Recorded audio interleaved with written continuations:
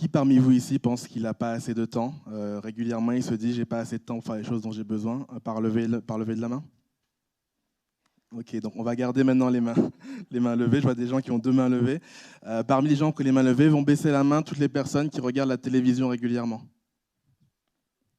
Ok, vont baisser la main les gens qui vont sur Facebook régulièrement. Vont baisser la main les gens qui regardent des séries télévisées américaines régulièrement. Ok, donc il reste plus beaucoup de gens. J'espère vous avoir convaincu que vous mentez. D'accord? Quand on dit qu'on manque de temps, en fait, on ment. Je m'en suis rendu compte, en fait, parce que dans mon quotidien, justement, j'accompagne les recruteurs et j'ai des recruteurs qui me font ce retour qui est: Nicolas, on n'a pas le temps de répondre aux annonces. Pire encore, j'ai comme retour, on n'a pas le temps de recruter. Vous imaginez des recruteurs qui vous disent on n'a pas le temps de recruter. Donc j'essaie de comprendre qu'est-ce qu'ils voulaient vraiment dire par on n'a pas le temps, sachant que le temps est le même pour tout le monde. Hein. Barack Obama et Beyoncé ont autant de temps que vous. On ne peut pas économiser le temps, on ne peut pas le partager, donc le temps, ce n'est pas une donnée qui peut se manquer. Du coup, j'ai essayé de comprendre qu'est-ce que les gens voulaient vraiment dire. J'ai fait ma propre enquête scientifique et j'en suis venu à une équation, alors qui n'est pas rigoureuse, hein, qui vaut ce qu'elle vaut. C'est que en fait, le temps, c'est égal à la priorité fois l'énergie fois la concentration. Alors pourquoi une multiplication? C'est pour vous dire que dès que vous avez un facteur qui tombe à zéro, tout le reste tombe à zéro. Si je commence avec la priorité c'est quoi? Vous avez toujours autour de vous quelqu'un qui vous dit « j'ai pas le temps de faire du sport ». Qu'est-ce que ça veut dire « j'ai pas le temps de faire du sport » ? Ça veut dire « le sport n'est pas ma priorité ». D'ailleurs, c'était mon cas pendant longtemps. Depuis 2012, j'ai répété j'ai envie de faire du judo, mais j'ai pas le temps. J'ai envie de faire du judo, mais j'ai pas d'argent. J'ai envie de faire du judo. Et un jour, j'ai été honnête avec moi-même en me disant qu'en fait, j'avais pas envie de faire du judo. Ma priorité, c'était plus de passer 2 heures sur Facebook tous les jours que d'aller au judo. Et c'est là le problème aussi avec la priorité, c'est qu'on est tous de mauvaise foi avec la priorité. On a envie d'avoir envie. On a envie d'avoir envie d'être quelqu'un qui fait du sport. Et vous pouvez avoir tout le temps que vous voulez. Moi, j'ai eu 4 ans, je n'ai pas fait une goutte de judo, parce que ce n'était pas ma priorité. Deuxième point, c'est l'énergie. Qu'est-ce que j'ai appelé l'énergie? Vous savez, moi, une de mes priorités, là, actuellement, c'est de travailler sur mon blog. Et qu'est-ce qui se passe tous les dimanches matin? Je me dis, je vais travailler sur mon blog, et à la fin, c'est toujours la même chose. J'ai passé toute la journée sur YouTube dans mon lit. Pour une raison qui est simple, c'est que je n'ai pas l'énergie de faire autre chose que de rester dans mon lit. Donc là, c'est pareil, si vous avez le temps, la priorité, mais vous n'avez pas l'énergie, vous allez nulle part. Troisième point, la concentration. Et là, on va faire une petite séance de thérapie collective. Ça va être un petit peu compliqué. On va tous, une fois pour toutes, oublier l'idée qu'on puisse faire plusieurs choses à la fois. Alors, je sais qu'il y a des gens qui pensent que les hommes ne peuvent pas, que les femmes peuvent. C'est faux. Aucun être humain ne peut faire plusieurs choses à la fois. Ce que vous appelez le multitâche, en fait, c'est votre cerveau qui va très vite d'une tâche à une autre. Et comme ça va très vite, ça surchauffe, ça vous donne l'impression d'être productif. Mais évidemment, vous ne l'êtes pas. D'où l'intérêt de la concentration. Il y a un concept que je vous invite à regarder qui s'appelle le flow, la zone, qui est justement l'hyperconcentration, qui fait que quand on est très très très concentré sur une tâche, on peut faire en un jour ce qu'on pourrait faire en une semaine. Et d'ailleurs, si jamais je vous demandais de rompre une vitre avec vos mains, vous n'irez pas mettre des coups de poing au hasard sur la vitre, vous taperiez toujours au même endroit. D'où l'intérêt de la concentration. Donc, ça c'est mon équation. Donc, manque de temps égale soit manque de priorité, soit manque d'énergie, soit manque de concentration. Si vous manquez d'un seul des éléments, ben vous n'aurez pas le temps. Encore pire si vous manquez de tous les éléments. Et ce qui m'a intéressé sur l'équation, c'est que j'ai trouvé un outil de productivité, justement, qui permet de booster l'équation. Alors, je ne vais pas faire de suspense, parce que le thème, il est connu, c'est le jeu. En fait, le jeu va booster votre équation. Quelque chose qui est amusant, vous avez plus de priorité, plus d'énergie, plus de concentration. Non seulement ça, mais en plus, le jeu a 3 effets bénéfiques que j'ai analysés. Premier effet bénéfique, c'est que l'apprentissage est plus rapide avec le jeu. Toutes ceux et celles qui ont joué à Adi ou à Adibou le savent. On apprend plus vite en s'amusant. D'ailleurs, de la même manière, moi, quand j'étais petit, je n'arrivais pas à retenir la table des 9. Et en fait, je l'ai appris en m'amusant parce qu'il y a une astuce. Et vous prenez vos doigts, vous faites par exemple 9 x 3, vous baissez le 3e doigt, ça fait 27. 2 doigts là, 7 doigts là. Vous regarderez à ralenti si vous n'avez pas compris. Mais et une fois que vous avez compris, c'est super simple. Et c'est comme ça que moi, j'ai retenu la table de 9. Je ne l'ai jamais vraiment apprise. Donc, premier effet du jeu, Deuxième effet bénéfique du jeu, c'est que le jeu vous permet de dédramatiser les choses. J'ai remarqué un point commun parmi les gens qui sont performants. Je parlais avec mon collègue récemment qui me disait que moi, tu sais Nicolas, en tant que commercial, j'ai commencé à être bon le jour où je me suis rendu compte que c'était un jeu.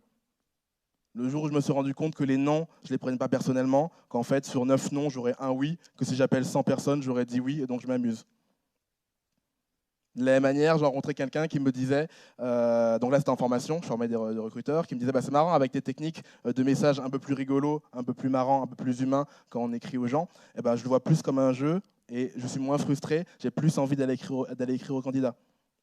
Et dernier exemple que j'ai observé récemment, c'était une coach de retour à l'emploi qui me disait, tu sais Nicolas, ce qui fait vraiment la différence dans le retour à l'emploi, c'est le jour où j'arrive à leur faire admettre, et c'est compliqué parce qu'évidemment le chômage est une expérience qui est très très compliquée, mais à se dire voilà, je vais dédramatiser, c'est un jeu, l'entretien c'est un jeu, la lettre de motivation c'est un jeu. Et une fois qu'ils ont compris ça, ils sont beaucoup plus performants.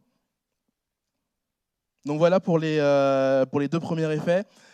Troisième effet du jeu, c'est une fois que vous savez qu'il y a un jeu, ça veut dire que vous pouvez tricher. Je parle de triche au sens positif, moi je suis un grand défenseur de la triche. Je déteste rechercher des appartements. C'est un truc qui m'exaspère pour plein de raisons. La dernière fois que j'ai été obligé de chercher un appartement, qu'est-ce que j'ai fait? J'ai analysé les règles du jeu, je me suis rendu compte qu'en fait, l'endroit où ça bloquait, c'était toujours les visites. Vous avez 15 personnes pour visiter, et en fait, ça ne sert à rien. Donc je me suis dit, je vais optimiser mon temps, je vais appeler beaucoup plus, mais c'est sur ma chaise, donc c'est pas grave, mais je vais n'accepter de visiter que les appartements où je suis le premier ou le deuxième à visiter. Du coup, c'est ce que j'ai fait, et j'ai visité 2 appartements, j'ai eu 2 propositions, le tout en 48 heures, en contournant les règles du jeu.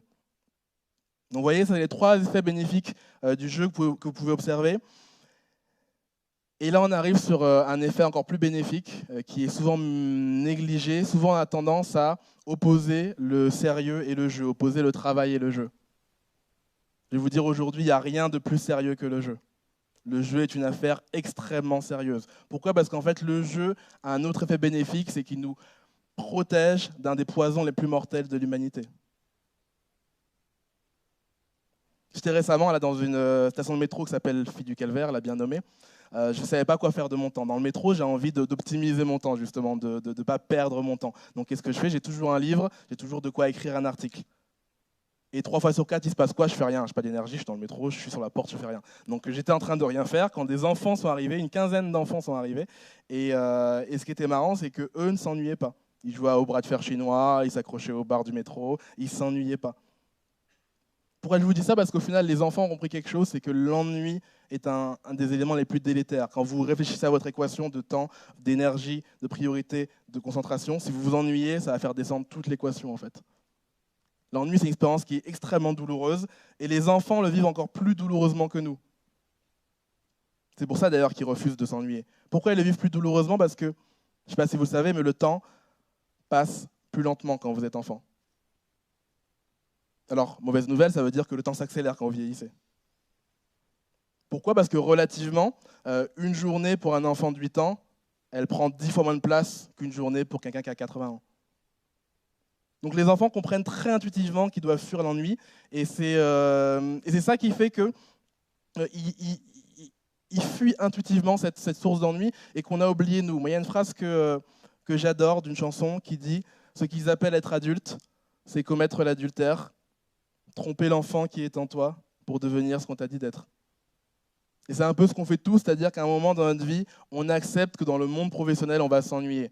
Quand vous demandez à des enfants ce qu'ils veulent faire quand ils sont plus grands, ils vous disent astronaute, ils vous disent pompier. Et ils finissent où? Responsable de marketing ou formateur. Parce qu'on s'est contenté.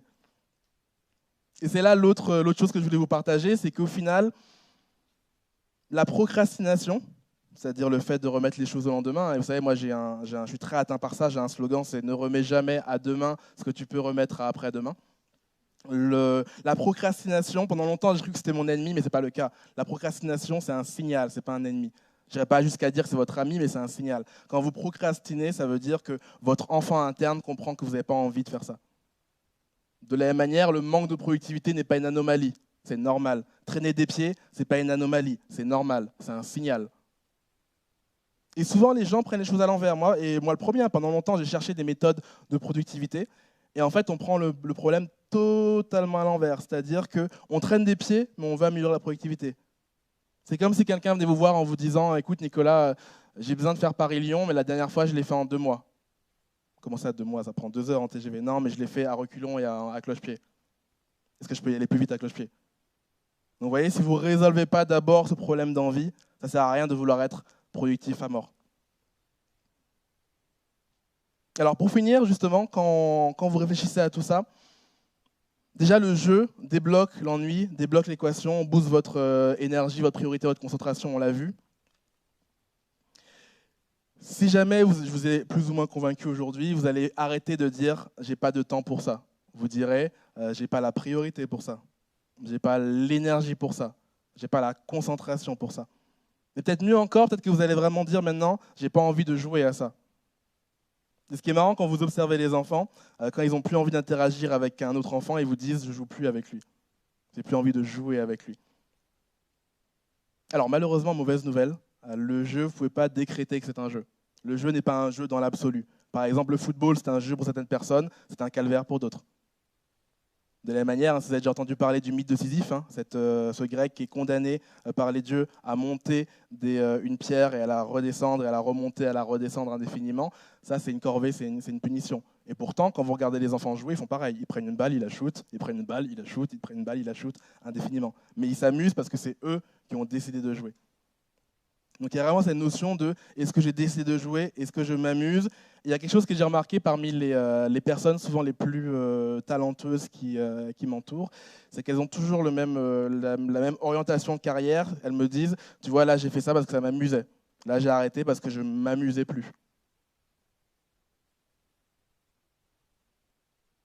Je vous invite à faire la même chose et à écouter justement votre enfant interne qui vous dit à un moment, là, tu n'es plus en train de t'amuser, là, tu n'as plus envie de faire ça. On l'oublie souvent, mais les enfants ont une sagesse qu'on oublie. Je ne sais pas pour vous, mais en tout cas, je me suis beaucoup amusé à partager ce moment avec vous et à le préparer. Merci à tous et à toutes.